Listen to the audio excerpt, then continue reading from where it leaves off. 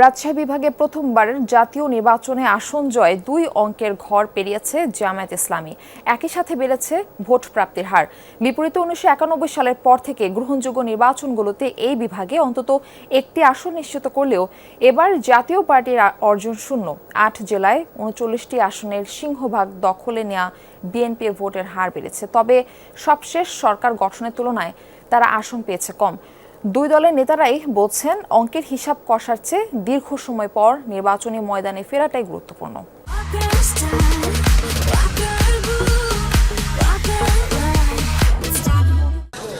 দীর্ঘ ৩৯ বছর পর ফের সংসদে বসতে চলেছেন জামায়াতে ইসলামীর কেন্দ্রীয় নায়েবে আমির মুজিবুর রহমান। ১৯৮৬ সালে রাজশাহী ১ আসন থেকেই তিনি সংসদ সদস্য নির্বাচিত হয়েছিলেন। বয়স তখন ছিল তার কম, সংসদে থাকতেও পারেননি খুব বেশি সময়। আমরা ১০ জন এমপি ছিলাম, আমরা ১০ জনই একসাথে পদত্যাগ করলাম। তার পরের দিনই জাতীয় সংসদ ভেঙে গেল। এরপরে এরশাদের পতনটা খুব দ্রুত সম্পন্ন হলো।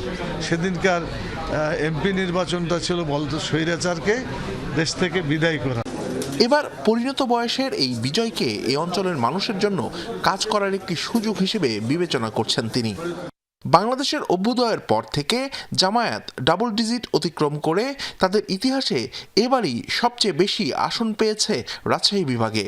প্রথমবারের মতো এই অঞ্চলের একটি জেলার সবকটি নির্বাচনী আসনে জিতেছে তারা। আমাদের দেশে আল্লাহর হুকুম চলে না, যদি চলতো তাহলে দেশটা খুবই ভালো হতো। সেই হিসাবে আমাদের প্রথম টার্গেটই হচ্ছে যে আল্লাহর বিধিবিধান মতো আমাদের দেশ, সমাজ, জাতিকে পরিচালনা করার চেষ্টা করা। ১৯৯১ থেকে ২০০৮ পর্যন্ত বেশিরভাগ নির্বাচনে একটি না একটি আসন পাওয়া জাতীয় পার্টি এবার আসন শূন্য।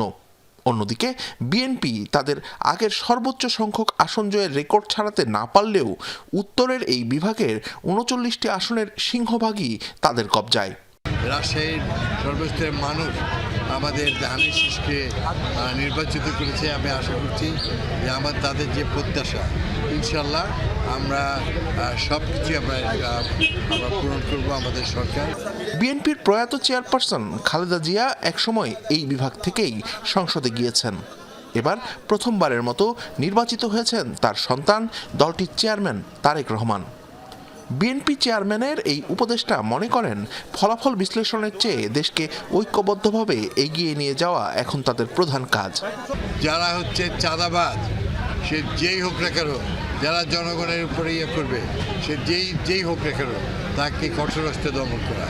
এবং গত ১৭ বছরে এবং ১.৫ বছরে যারা বিভিন্ন জায়গায় জমি দখল করেছে, তাদেরকে আইনের আওতায় নিয়ে আসা এবং একটি সুন্দর রাষ্ট্রীয় পর্যায়ে সংসদে বসার অভিজ্ঞতা রয়েছে এমন মাত্র ৮ জন এবার রাজশাহী বিভাগ থেকে নির্বাচিত হয়েছেন।